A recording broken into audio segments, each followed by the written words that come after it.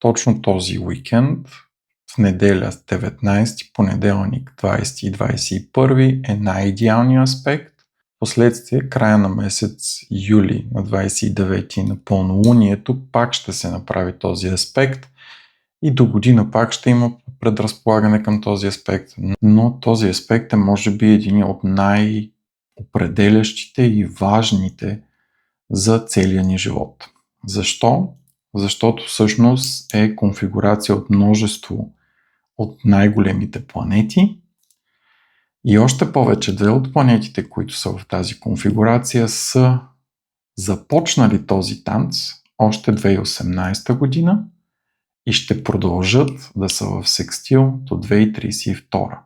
Става въпрос за Плутон и Нептун, които още 2018 започнаха да са в секстил, сравнително слаб, в последствие по-силен от 2024 общо взето непрестанно са в този секстил и ще си останат в този секстил до 36. А освен това, тези две планети в момента правят тригон с Уран.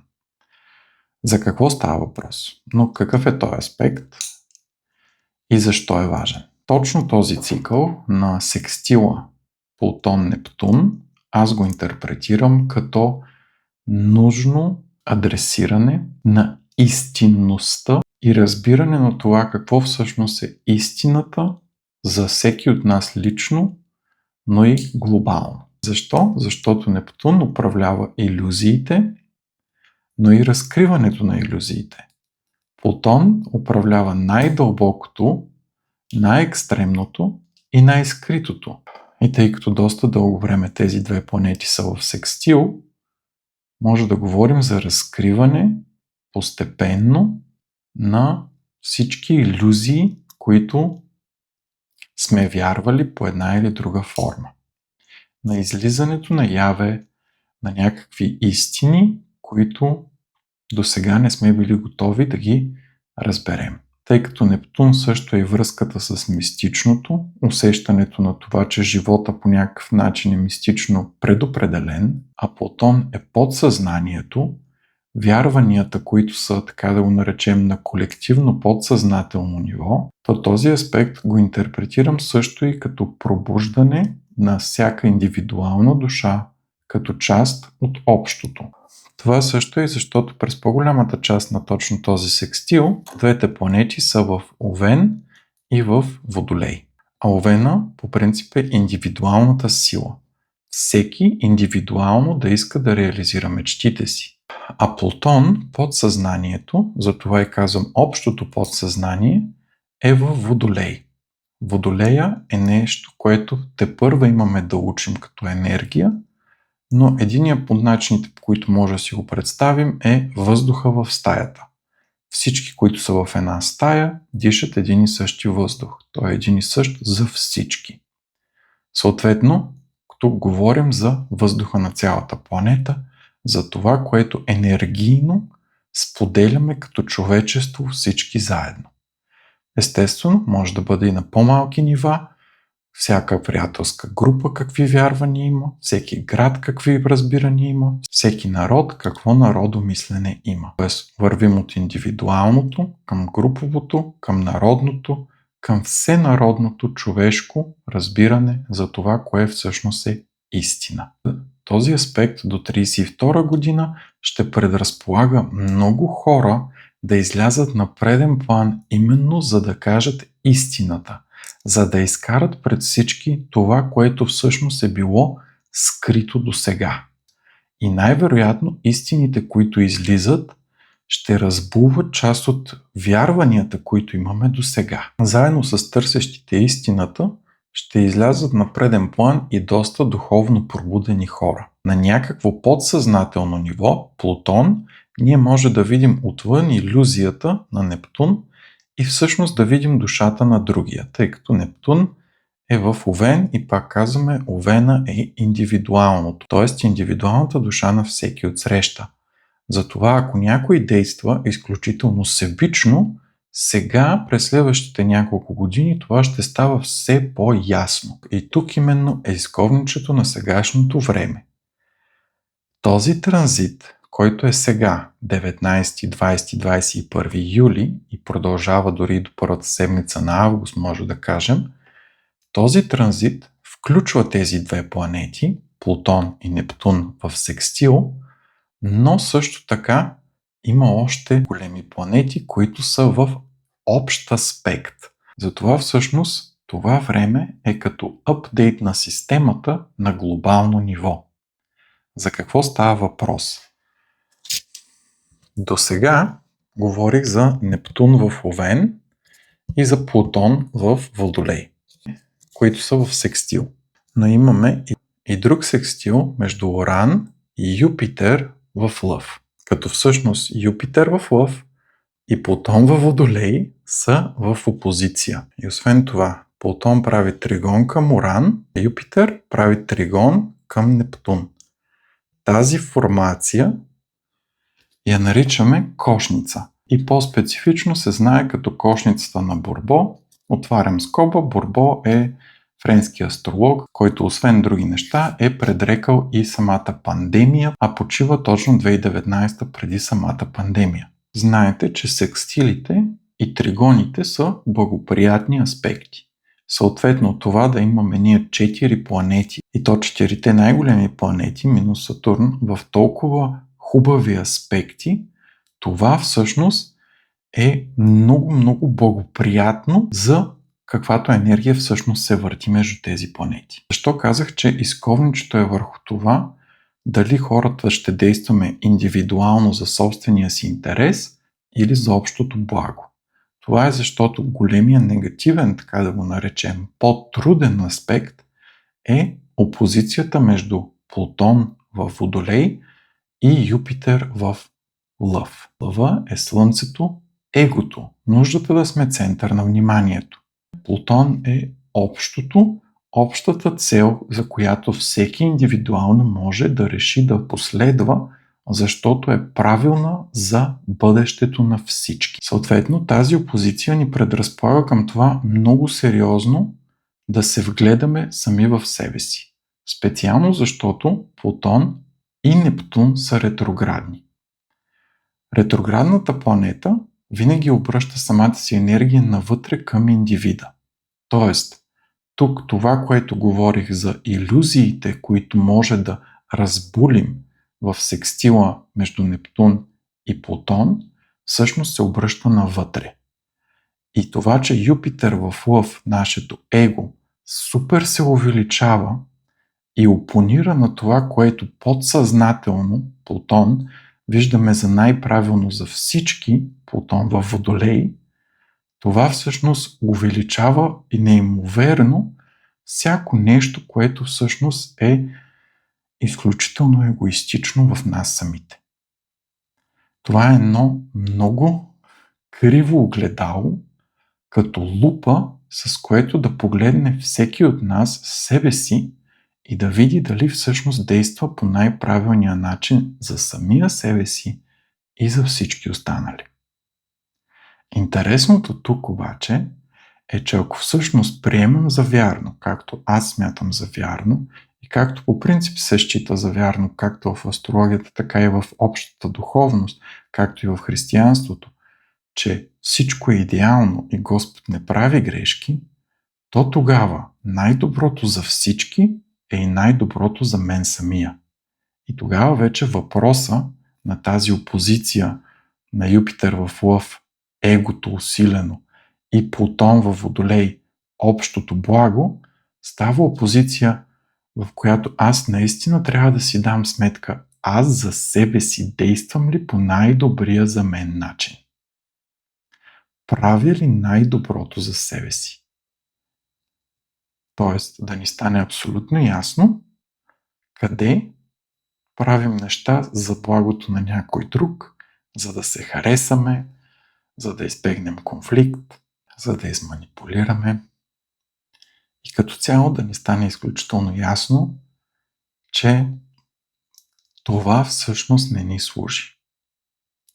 Та точно тези 3 дни, но и както казах следващите 2 седмици също, е много благоприятно всъщност да седнем малко и да си помислим и да си попишем евентуално дори, да се погледнем себе си по-дълбоко, като това, което живеем, начина по който вършим нещата, дали всъщност отговаря на това, което е най-правилно за нас самите. Това е голямата част от тази опозиция, заедно с единия от секстилите.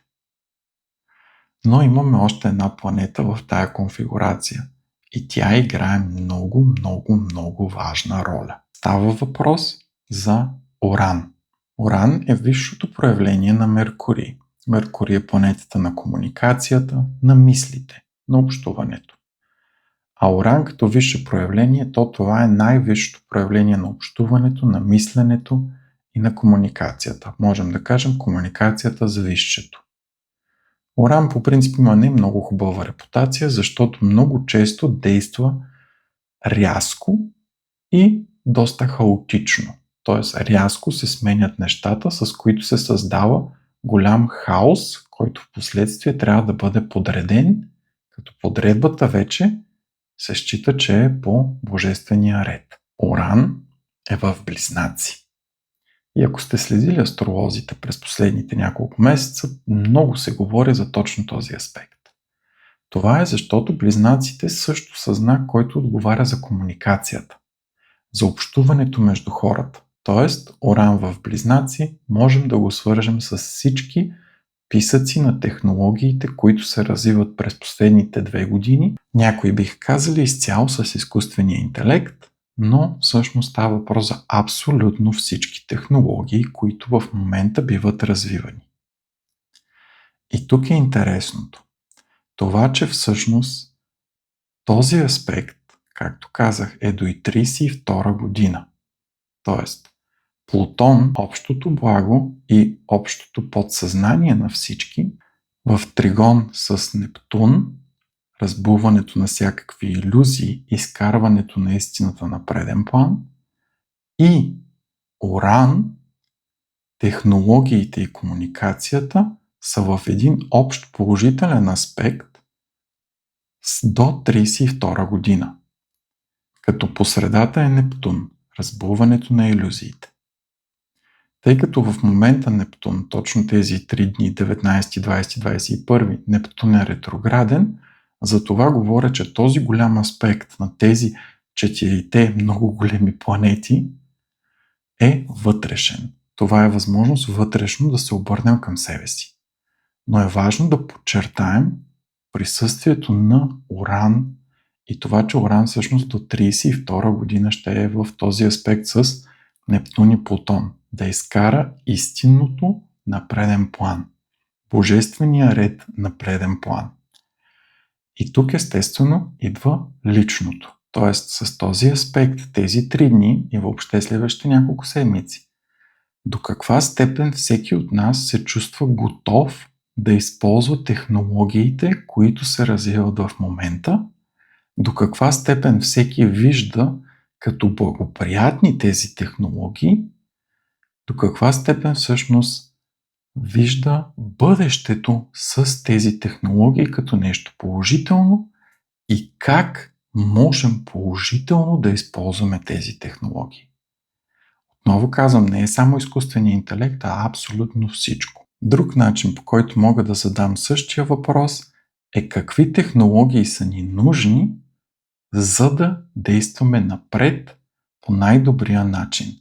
За общото ни благо, така че всеки от нас да може да свети по най-добрия начин, Юпитер в Лъв, и да нямаме илюзии за това какво всъщност се случва около нас. Нептун в Овен.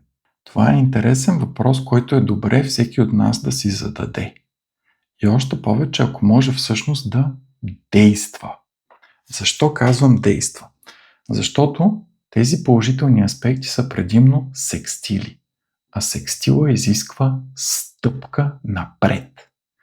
Изисква нещо да се направи. Съвсем буквално, всяка стъпка, която предприемаме към това да използваме нови технологии или да разбулим нещо, което досега не ни е било особено ясно, всеко от тези двете всъщност ни предразполага към това да си дадем сметка ние достатъчно В синхрон ли сме с общото благо и общото бъдеще, което всъщност се развива на този свят? Това са големи въпроси. И бих наистина препоръчал този уикенд да прекарате някакво време да си ги позададете.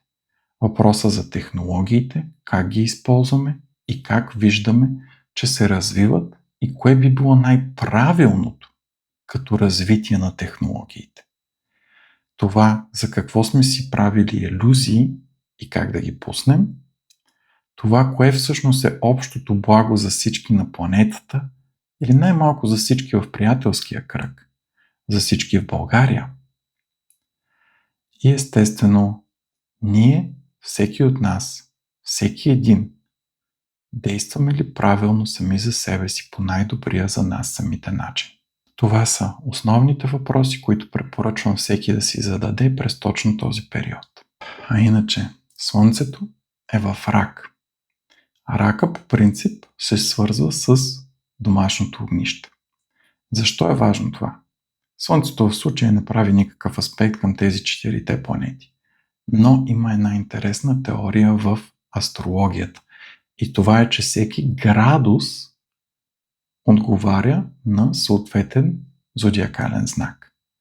И точно този алайнмент, точно тези 4 планети, които правят тази кошница, всяка от тях на 19, 20 и 21 са в 4 градус. А 4 градус се свързва с 1, 2, 3, 4 Рак.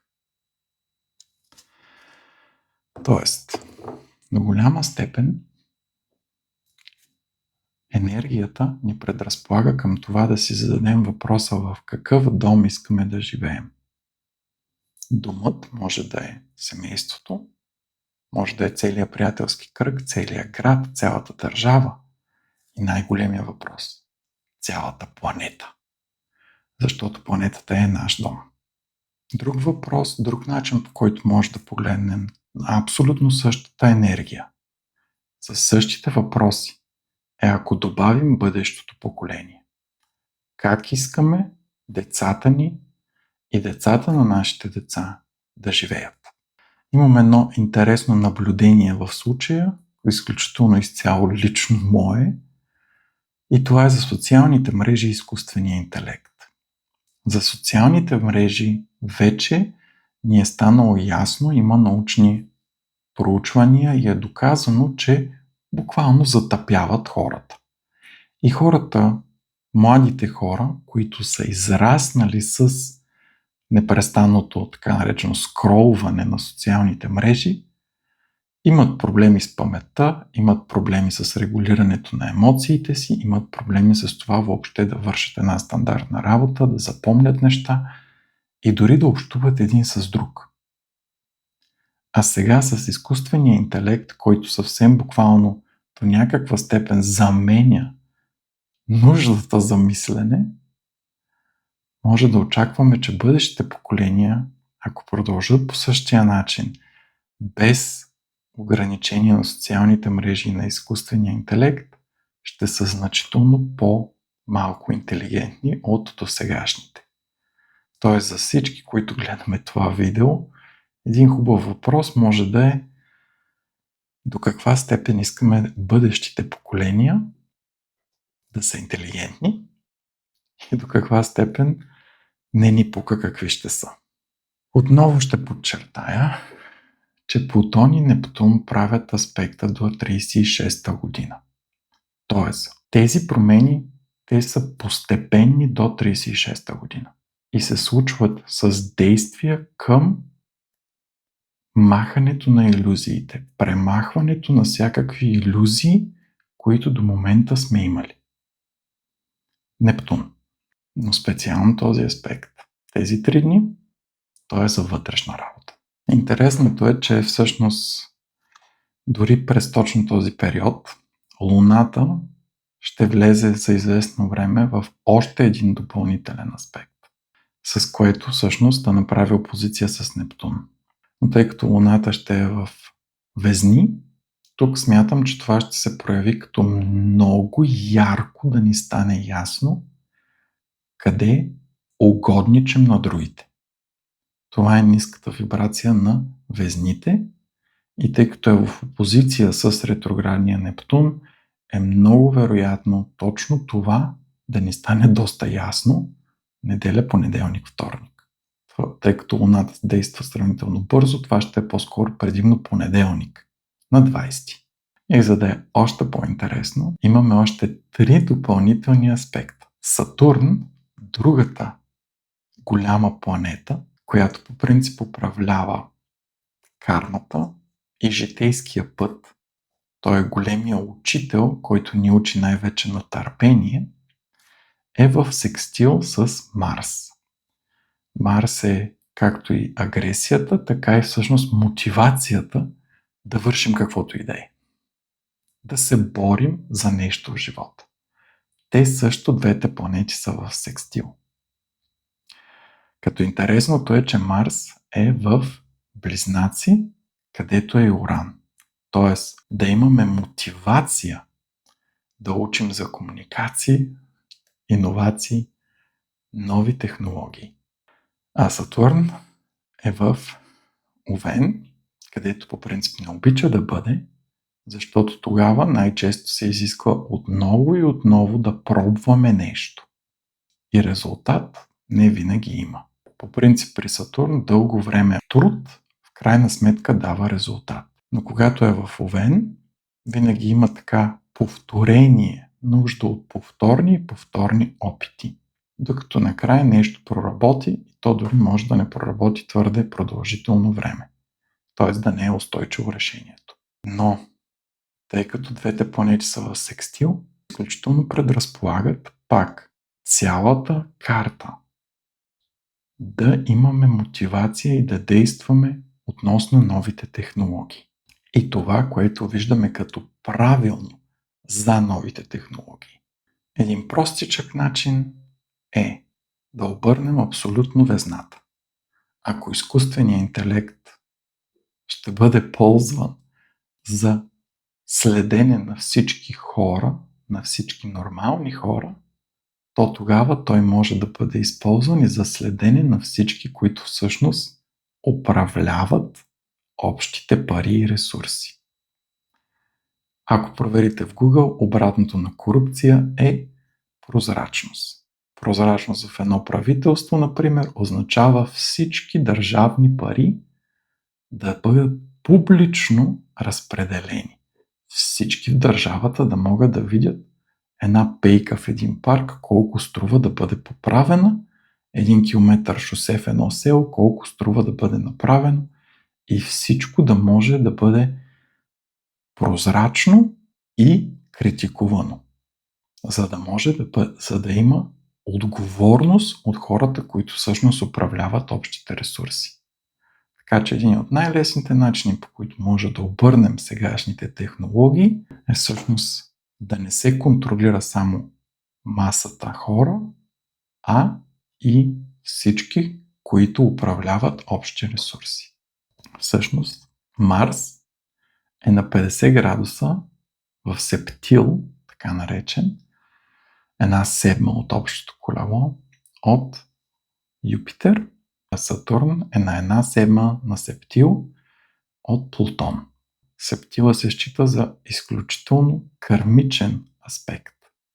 Т.е. Сатурн, управляващия на кармата, който прави секстил с мотивацията да учим нови технологии, Марс в Близнаци, прави този изключително кармичен аспект към Плутон, към общото благо, а мотивацията да учим нови технологии, да използваме нови технологии, което е Марс в Близнаци, също прави септил, но към Юпитер в Лъв, т.е. всеки индивидуално да може да изразява себе си и да свети на хората около себе си по най-добрия начин.